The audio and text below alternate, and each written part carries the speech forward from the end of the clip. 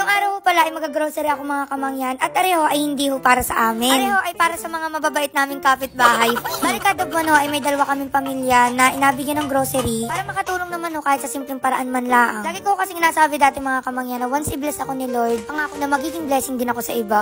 Sa totoo lang ako, ayoko talaga magpo-post ng mga garne yung mga natulong sa ibang tao kasi mas okay na sa akin na kami na lang ni Lord yung nakakaalam. Pero dahil ang dami din naman ng nagarit ko sa inyo ng mga garne, o siya, ito na ho. Alam mga pinamili ko ho pala din ng mga kamangyan ay yung alam ko na magagamit ho talaga nila sa loob ng bahay. Siyempre mga kailangan naman ho diyan, kape, asukal, shampoo, sabon, yung mga panglaba, mga biskwit, o kaya naman ay kapag biglang nagutom, mayroong mga noodles, may mga dilata. Kasi habang namimili nga ako diyan mga kamangyan, naisip ko na samahan na rin ari mamaya ng power cell. Sobrang ko kasi dami nagkakasakit ngayon mga kamangyan at kailangan ho talaga natin ng pangontra. Ang dami ko nga nung nakikita mga nasakit daw yung ulo, yung mga nahihilo, naduduwal. Madalas ho talagang biktima niyan yung mga nakakaranas ng emotional stress, hormonal changes, yung mga ganon. So malaking tulong ho talaga yung pag-inom ng power cell herbal capsule dahil doon sa 4 na sangkap nun, yung mustard seed, garlic, cayenne pepper at cinnamon bark na mayaman sa cinnamaldehyde na nagtataglay ng anti-inflammatory properties, vasodilating effects at pain relieving effects. So yung 4 na superfoods ng power cell herbal capsule ay nagtataglay ng mystical components, sisilbing pagkain ng cells natin upang malabanan yung mga migraine. At iba pa ho mga karamdaman natin. So yun ang mga kamangyan, binigay na rin ho pala namin yung ay mga pinamiling grocery sa 2